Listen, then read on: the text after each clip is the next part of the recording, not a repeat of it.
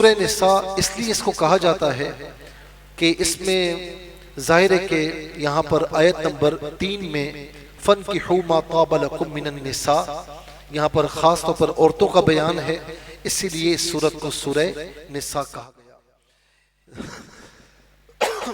پہلی آیت میں یا ایھا الناس اتقوا ربکم الذی خلقکم من نفس واحدہ، اے لوگو ڈرو اپنے رب سے کہ جس نے تمہیں ایک جان سے پیدا فرمایا، وَخَلَقَ مِنْهَا زَوْجَهَا، اور پھر ان سے ان کی زوجہ کو پیدا فرمایا۔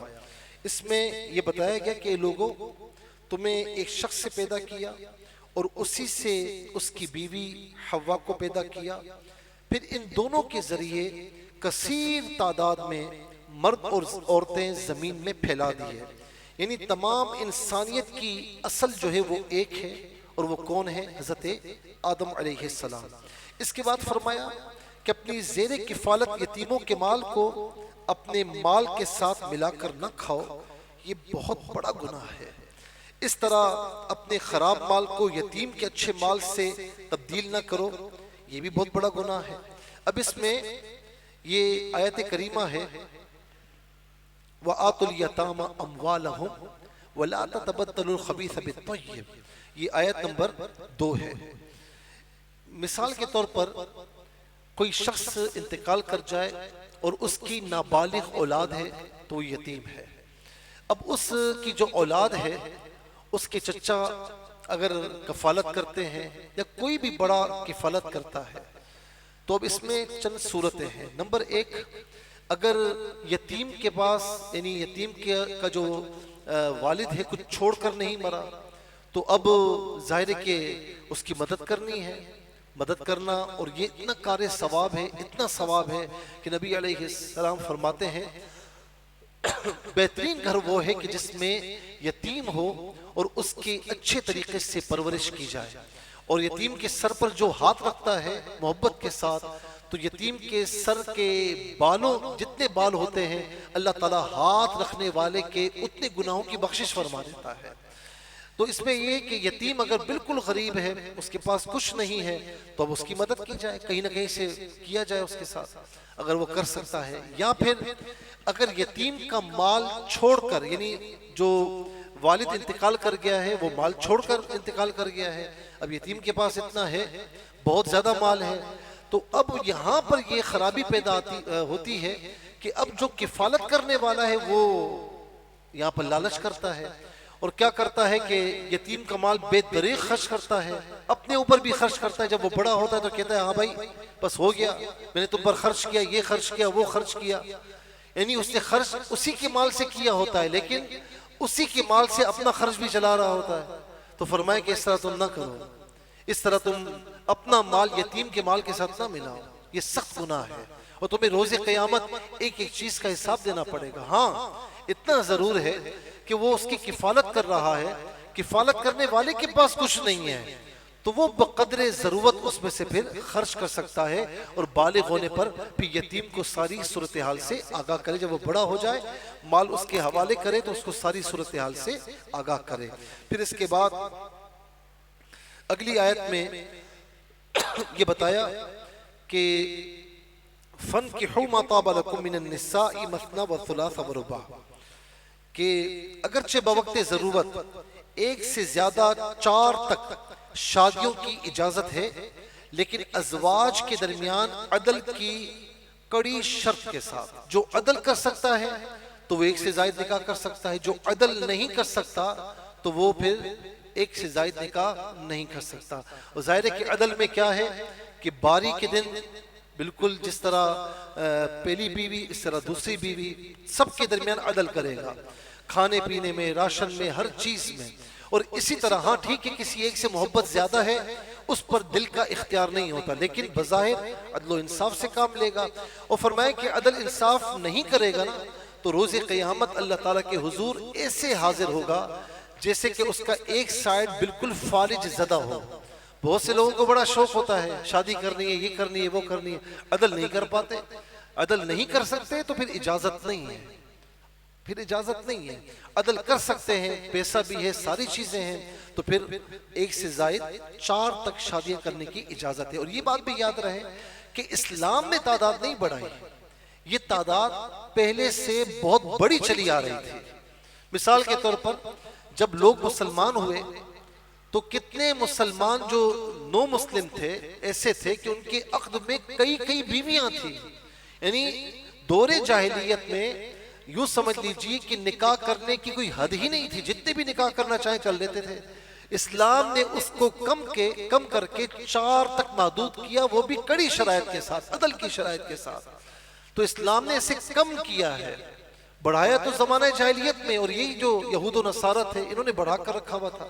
اور آج یہ انسانیت کے ٹھیکیدار بنے ہوئے ہوتے ہیں کہ جی اسلام میں 4 شادیاں.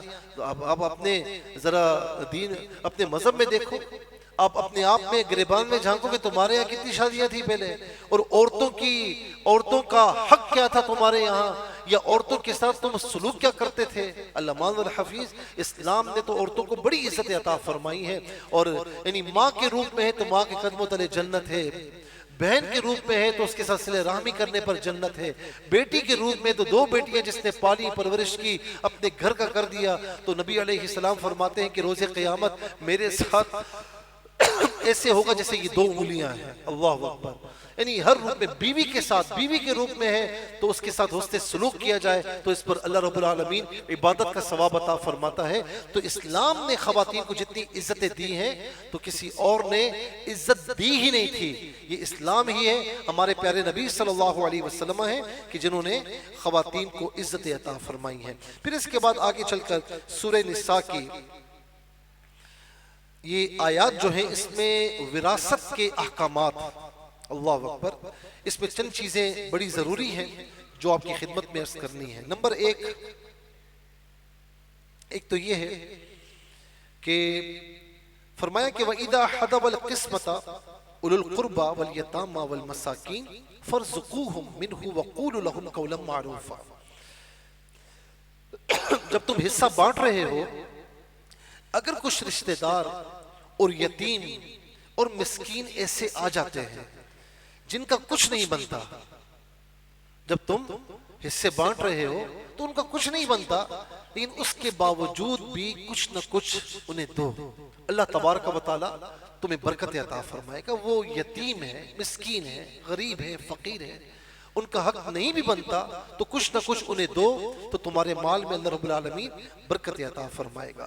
اور پھر اس کے بعد آگے چل کر آیت نمبر 10 میں ان الذین یاکلون اموال الیتامی ظلما انما یاکلون فی بطونہم نارا، کہ جس نے بھی یتیم کا مال اپنے وجود میں ڈالا یعنی کھایا تو فرمایا کہ وہ مال نہیں کھا رہا، وہ جہنم کی آگ اپنے پیٹ میں بھر رہا ہے. اللہ تعالیٰ ہمیں یتامہ کے ساتھ، یتیموں کے ساتھ، مساکین کے ساتھ، فقراء کے ساتھ حسن سلوک کرنے کی توفیق نصیب فرمائے. اب آ جائیے آیت نمبر 11 اور 12. اس میں اللہ رب العالمین نے یہاں پر مفصل احکامات بیان فرمائے وراثت کے. اچھا یاد رہے کہ آیت نمبر 180 سورہ بقرہ، اس میں اللہ رب العالمین نے فرمایا تھا کتب علیکم اذا حضر احدکم الموت ان ترک خیرا الوصیۃ للوالدین والاقربین بالمعروف. وہاں پر کیا حکم تھا کہ جی کوئی مرنے لگے تو مرنے سے پہلے اپنے تمام رشتہ داروں کے لیے، بچوں کے لیے، بیوی کے لیے، جو بھی اس کے قریبی ہیں ان کے لیے وصیت کر جائے، کیونکہ وراثت کے احکامات جاری نہیں ہوئے تھے. یہ آیت نمبر 180 تھی جو کہ ان دونوں آیات کریمہ کے حکم سے اس کا حکم منسوخ ہو چکا ہے. اب رشتہ دار کے لیے وصیت نہیں ہوگی، جن کے حصے مقرر ہیں قرآن و حدیث میں ان کے لیے وصیت، حدیث پاک میں کہ لا وصیت لوارث، کہ وارث کے لیے کوئی وصیت نہیں، کیونکہ ان کے لیے تو مال ہے، ان کے لیے تو حصہ شریعت نے مقرر کیا ہوا ہے. اب اس میں چند چیزیں ہیں. کوئی شخص اگر انتقال کر جائے، اب اس میں لیٹ نہیں کرنا چاہیے، وراثت کی تقسیم میں لیٹ نہیں ہونی چاہیے، اور اتنا بھی جلدی نہ ہو کہ پتہ لگا 2 دن نہیں گزرے سب آ کر بیٹھ گئے، ایسا بھی نہ ہو. ذرا سا غم ہلکا ہو جائے تو اس کے بعد بیٹھ کر بڑے آرام سے طریقے سے شریعت مطہرہ کے مطابق اس کو حل کریں۔ اچھا یہ بات یاد رہے کہ جب کسی کا انتقال ہوتا ہے نا تو آخر میں وہ بیمار ہی ہوتا ہے ظاہر ہے۔ اب اس کے پاس ایک دو لاڈلے بھائی ہوتے ہیں جو سارے کام چھوڑ کر نظر ٹکا کر بیٹھ جاتے ہیں اور دن رات باپ کے پاس ہے یا ماں کے پاس ہے، یا ایک دو لاڈلی بہنیں چلی جاتی ہیں، ان کی بیٹی ایک وہاں پر ٹک جاتی ہے، دن رات بظاہر خدمت کر رہی ہے۔ اب جب انتقال ہو گیا تو ایک دم آواز آتی ہے، بھئی یہ چیز تو ماں نے نا میرے حوالے کر دی تھی، بھئی کس نے دیکھا؟ کسی نے نہیں دیکھا۔ اچھا اسی طریقے سے یہ چیز والد صاحب نے مجھے دے دی تھی، یہ پلاٹ مجھے دے دیا تھا، کیوں بھائی کہاں دے دیا تھا؟ تو یاد رکھیں کہ آج آپ لوگوں کو بیوقوف بنا لیں گے لیکن روز قیامت آپ کسی اور کو بیوقوف نہیں بنا سکتے، وہاں پر ہر چیز کا حساب ہے، لہٰذا ایسا کچھ بھی نہیں ہوتا۔ ہاں اگر باپ نے یا ماں نے اپنے کسی بیٹے کو یا اپنی کسی بیٹی کو کچھ دیا ہے تو اگر دو گواہوں کے سامنے قبضہ دیا ہے تب تو اس کا مانا جائے گا، تحفہ مانا جائے گا، یا پھر دو گواہ نہیں ہیں لیکن ریٹرن میں لکھ کر دیا، اس میں دو گواہوں کے سائن موجود ہیں، دو گواہوں کے سائن موجود ہیں اور لکھ کر دیا ہے، قبضہ بھی دے دیا ہے تو تب ہوگا، ورنہ ایسے بولنے سے ایسا کچھ بھی نہیں ہوتا، یہ بات یاد رہے۔ اب انتقال کرنے والا جب انتقال کر گیا تو سب سے پہلے سارا اس کا جو مال ہے رقم کی صورت میں، بونڈز کی صورت میں، سرٹیفکیٹس کی صورت میں اور جائیداد کی پروپرٹی کی صورت میں، جس صورت میں مال ہے ہر ساری چیزوں کا تخمینہ لگایا جائے گا۔ اب جتنا مال بنتا ہے سب سے پہلے اس میں سے قرض ادا کیا جائے گا، اس نے جو قرض لیا ہے جو بھی ہے وہ اس میں سے ادا کیا جائے گا۔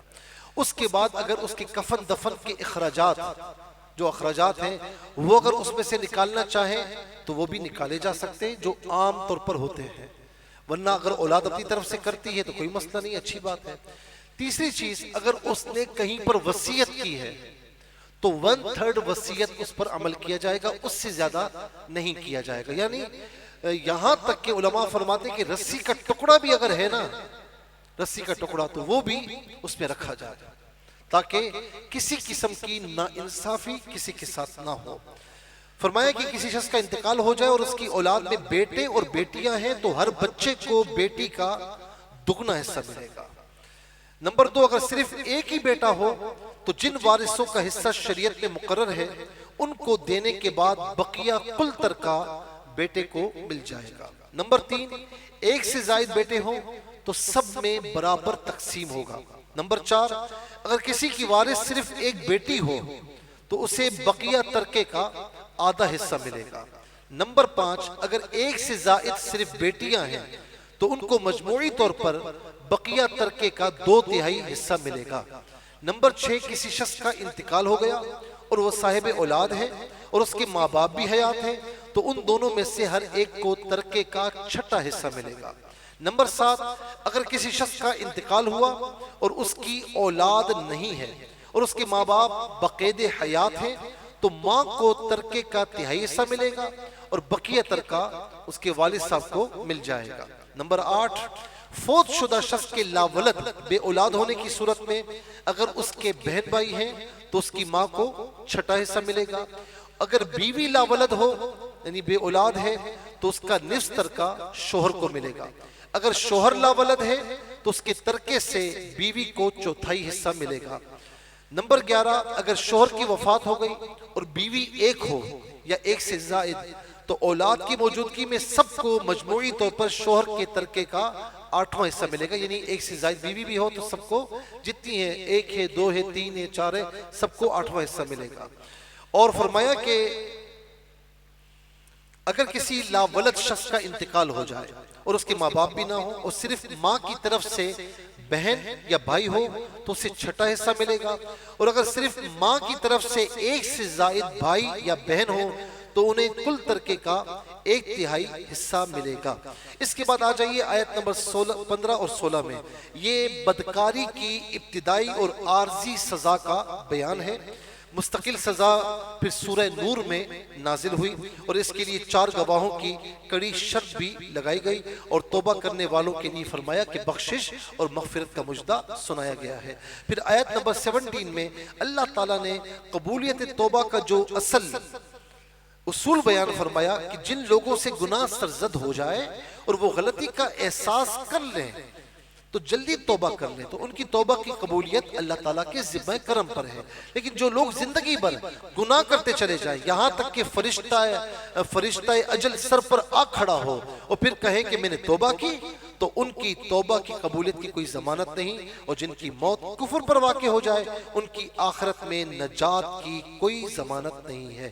یہ یہاں پر آپ دیکھیں اللہ رب العالمین نے اس بات کو بیان فرمایا کہ موت کے آثار آنے سے پہلے تک جس نے توبہ کی اللہ تعالیٰ قبول فرمائے گا، لیکن جب موت کے آثار آ جائیں اور پھر اس کے بعد توبہ کر رہا ہے تو پھر فرعون نے بھی یہی کیا تھا۔ جب ڈوبنے لگا تو کہتا ہے کہ آمنتو انہو لا الہ الا الذی آمنت بنو اسرائیل، کہ میں اس پر ایمان لایا جس پر بنو اسرائیل ایمان لائے، لیکن اس وقت ایمان لانا قابل قبول نہیں ہوا کیونکہ موت اس کے سامنے تھی، موت کے آثار آ چکے تھے۔ تو فرمایا کہ موت اگر سر پر آ جائے اور پھر وہ توبہ کرے پھر اس کی توبہ اس کی کوئی ضمانت نہیں ہے، اور اسی طرح جو کفر پر مر جائے تو فرمایا کہ اس کی توبہ کی بھی کوئی ضمانت نہیں ہے۔ پھر اس کے بعد اللہ تبارک و تعالیٰ نے ایک اور چیز جو بیان فرمائی جو ہمارے یہاں عام طور پر اس پر دھیان نہیں دیا جاتا، کہ ایک بات یہ فرمائی کہ رشتہ ہونے سے پہلے مثال کے طور پر لڑکا ہے، صحیح ہے، اب اس کی والدہ ہے، بہنیں ہیں، اچھے طریقے سے لڑکی یا اس کی فیملی کی جانچ پڑتال کر لیں، جو دیکھنا ہے جس طرح آپ کو چاہیے آپ اس طریقے سے اچھے طریقے سے دیکھ لیں، اطمینان کر لیں۔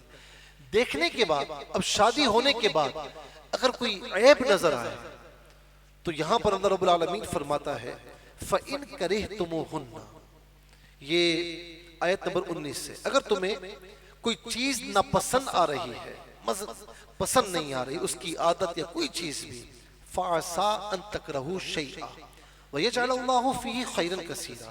تو پھر یاد رکھو کہ بظاہر تمہیں کوئی چیز ناپسند ہے لیکن اللہ تبارک و تعالیٰ تمہارے لیے اس میں خیر کثیر رکھ دیتا ہے، تو پھر نبھانے کی کوشش کرو۔ ہو گیا ہے نا، اب نبھانے کی کوشش کرو۔ اسی طریقے سے میں لڑکی سے بھی کہوں گا، بچی سے بھی کہوں گا کہ اس کی جو والدین ہیں یا بڑے بھائی ہیں تو وہ رشتہ ہونے سے پہلے ساری چیزیں لڑکے یا لڑکے والوں کے جو جانچ پڑتال ہے وہ ساری چیزیں طریقے سے کر لیں۔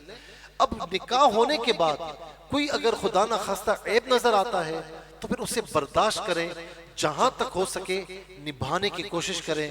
ہو سکتا ہے کہ تمہیں اس کی ظاہری صورت اتنی اچھی نہ لگ رہی ہو یا کوئی عادت نہ پسند ہو، لیکن اللہ رب العالمین نے لڑکی کے لیے اس میں خیر کثیر رکھ دیا ہو۔ اسی طریقے سے لڑکے میں کوئی عیب ہے تو لڑکے میں کوئی خیر کثیر رکھا ہو، تو یہ دونوں جانبین سے میں عرض کروں گا کہ جب ہو جائے، ہونے سے پہلے جو کرنا ہے جانچ پڑتال کرنی ہے وہ کر لیں، لیکن ہونے کے بعد جب ہو چکا ہے تو پھر اس پر صبر اختیار کریں، کیونکہ رشتہ ٹوٹنا صرف اس عذر کی بنا پر کہ مجھے یہ پسند نہیں ہے، تو پہلے پسند کرنی تھی آپ کو، مجھے اس کی ناک پسند نہیں ہے، مجھے اس کا قد پسند نہیں ہے۔ یہ بعض اوقات ایسے مسائل آتے ہیں میرے پاس بھی کہ موٹی بہت ہے، ایسا بہت ہے، یا اسی طرح لڑکی کہتی ہے کہ جی اس کا قد چھوٹا ہے، یہ اس کی صورت صحیح نہیں ہے۔ یہ ساری باتیں بعد میں یاد آتی ہیں آپ کو، پہلے جو کچھ کرنا ہے وہ دیکھ لیں، اس کے بعد جب ہو چکا ہے نا پھر نبھانے کی کوشش کریں۔ نبھائیں گے تو اللہ تبارک و تعالیٰ تمہیں غیب سے برکت عطا فرمائے گا۔ ہو سکتا ہے کہ تمہاری ایسی اولاد آ جائے کہ اللہ رب العالمین تمہاری نیک نامی کا باعث بنا دے۔ ہو سکتا ہے کہ جانبین کو میں کہہ رہا ہوں کہ تم اگر برداشت کر لو تو اللہ تبارک و تعالیٰ تمہیں رزق حلال، خوشیاں، رحمتیں وافر مقدار میں عطا فرما دے۔ تو ہو جائے تو پھر نبھانے کی کوشش کرنی چاہیے۔ پھر اس کے بعد ایک چیز اور بھی آئی کہ آیت نمبر 20 میں وَآتَيْتُمْ إِحْدَاهُنَّ قِنْطَارًا فَلَا تَأْخُذُوا مِنْهُ شَيْئًا أَتَأْخُذُونَهُ بُهْتَانًا وَإِثْمًا مُبِينًا۔ فرمایا کہ اور اسے اگر تم نے ڈھیروں مال دے چکے ہو نا تو اب ہوتا کیا ہے کہ جب رشتہ خدا نہ خواستہ ختم ہوتا ہے نا، یہ آیت نمبر 20 ہے 20، جب رشتہ ختم ہوتا ہے تو میرے پاس تو مسائل آتے ہیں، لڑکی والے پوری لسٹ لے کر آتے ہیں، یہ ہم نے ساتھ دیا تھا، اس میں سوئی کا بھی ذکر ہوتا ہے، یقین کریں جتنی چیزیں ایک ایک چیز کا. اور اسی طرح لڑکے والے بھی پوری لسٹ لے کر آتے ہیں، دماغ ہمارا خراب کرتے ہیں کہ یہ بھی چاہیے، یہ بھی چاہیے، یہ بھی چاہیے. رشتہ ہی ٹوٹ گیا. اب اس کے بعد کرنا کیا ہے؟ اگر تم نے کوئی تحفتاً چیز دے دی ہے، لڑکی نے بھی، لڑکی والوں نے بھی دی یا لڑکے والوں نے بھی تحفتاً چیز دے دی ہے، خدا نہ خواستہ رشتہ ختم بھی ہو چکا ہے نا، تو چھوڑ دیا جائے. لڑکی والے ہوں یا لڑکے والے ہوں، درگزر کریں اور آگے بڑھنے کی کوشش کریں. اللہ تبارک و تعالیٰ برکت عطا فرمائے. میں نے دیکھا کہ جو اس طرح ایک ایک چیز کے پیچھے پڑتے ہیں نا، ایک ایک چیز کے پیچھے پڑتے ہیں، ایسی خجل خواری، یعنی پورے محلے کو پتا ہوتا ہے کہ یہ ایک دوسرے کے پیچھے پڑے ہیں. علامہ الحفیظ رشتہ خدا نہ خواستہ ختم بھی ہو جاتا ہے نا، تو اچھے طریقے سے ختم کر کے اپنی زبانوں کو بند رکھیں اور آگے بڑھنے کی کوشش کریں. اللہ تعالیٰ برکت عطا فرمائے. اس کے بعد چوتھے پارے کے آخر میں اللہ تبارک و تعالیٰ نے یہ آیت بڑی اہم ہے، یہ آیت نمبر ہے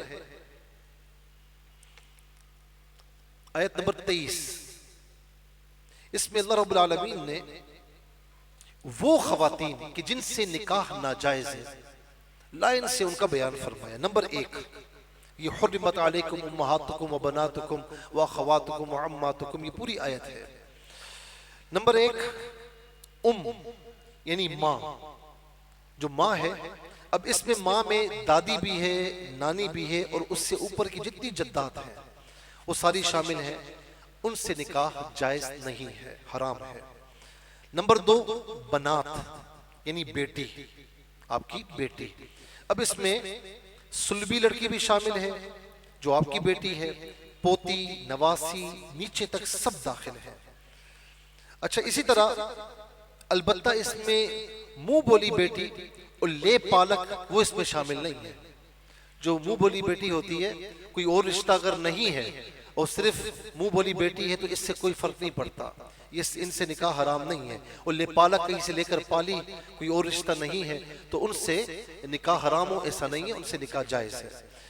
اخوات وہ اس میں شامل نہیں ہوگی. اخوات یعنی بہنیں، اس میں حقیقی اور علاتی اور اخیافی سب شامل ہے. حقیقی دو یعنی مثال کے طور پر جن کے ماں باپ دونوں ہوں، دونوں ماں باپ جن کے ہوں، مثال کے طور پر جیسے آپ ہیں، آپ کی بہن، دونوں ماں باپ، تو یہ حقیقی بہن کہلاتی ہے.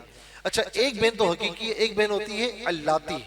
یہ کہتے ہیں باپ شریک بھائی بہن، ماں شریک نہیں ہے، باپ شریک بہن ہے، اس سے بھی نکاح حرام ہے. اسی طریقے سے اخیافی ماں شریک بہن، وہ بھی حرام ہے، ان سے بھی نکاح حرام ہے، وہ بھی سگی بہنوں کی طرح ہے. پھر اس کے بعد عمات، پھوپیاں، باپ کی حقیقی بہن یا باپ کی باپ شریک بہن یا اخیافی یعنی ماں شریک بہن، سب اس میں شامل ہیں. خالائیں، خالات، والدہ کی حقیقی بہن اور اسی طریقے سے والدہ کی باپ شریک بہن یا والدہ کی ماں شریک بہن، وہ سب کی سب اس میں شامل ہیں، ان سے نکاح حرام ہے. بنات الاخ، بھائی کی بیٹیاں، بتیجیاں، چاہے حقیقی ہوں، علاتی ہوں، اخیافی ہوں، ہر قسم کی. علاتی یعنی آپ کا باپ شریک بھائی ہے، حقیقی بھائی ہے، یا باپ شریک بھائی ہے یا ماں شریک بھائی ہے، ان کی بیٹیاں آپ پر حرام ہے، وہ آپ کی بتیجیاں ہیں، ان سے نکاح کرنا حرام ہے. بنات الاخت، بھانجیاں، حقیقی ہو یعنی حقیقی بہن ہے، اس کی بیٹی بھانجی آپ کی کہلائے گی. باپ شریک بہن کی بیٹی وہ بھی حرام، اور ماں شریک بہن کی بیٹی وہ بھی آپ کی بھانجی کہلائے گی. ان سب سے نکاح حرام ہے. ساس یعنی بیویوں کی مائیں اور ان کی دادیاں، ان کی نانیاں، خواہ کتنی اوپر درجے کی ہو، ان سے نکاح حرام ہے. منکوحہ بیوی، جس کے ساتھ تعلق قائم ہو چکا ہے، کسی اور شوہر سے اگر وہ بیٹی لے کر آئی ہے، مثال کے طور پر کسی شخص نے نکاح کیا، دوسرا نکاح ایسے ہی نکاح کیا، اب اس عورت کی پہلے سے بیٹی ہے، اس بات کو ذرا سمجھیے، اس عورت کی پہلے سے بیٹی ہے. اب اگر جس سے نکاح کیا ہے اس رخصتی ہو چکی ہے اور تعلق فزیکل ریلیشن قائم ہو چکا ہے، تو اب اس کی بیٹی سے ہمیشہ کے لیے نکاح حرام ہو چکا ہے.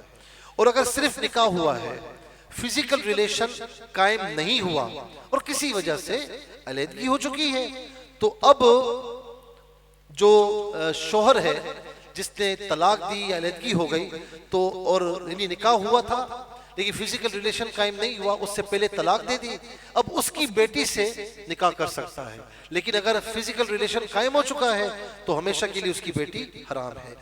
نمبر اخیر میں یہ فرمایا کسی بھی شخص کے لیے بیک وقت دو بہنوں کو نکاح میں رکھنا یہ حرام ہے، اور اگر بیوی کو طلاق دے دے تو عدت گزرنے کے بعد اس کی دوسری بہن سے نکاح کر سکتا ہے۔ اسی طرح ایسی دو خواتین کو بھی بیک وقت نکاح میں رکھنا حرام ہے، اگر ایسی دو خواتین کی جن میں سے ایک کو مرد فرض کر لیا جائے تو ان کا آپس میں نکاح جائز نہ ہو، جیسے پھپھی اور بھتیجی، پھپھی اور بھتیجی، اب ان دونوں میں سے ایک کو مرد فرض کر لیں تو ان کا آپس میں نکاح جائز ہے نہیں ہوگا نا، تو ان دونوں کو ایک ساتھ نکاح میں رکھنا حرام ہے، اور اسی طرح خالہ اور بھانجی وغیرہ۔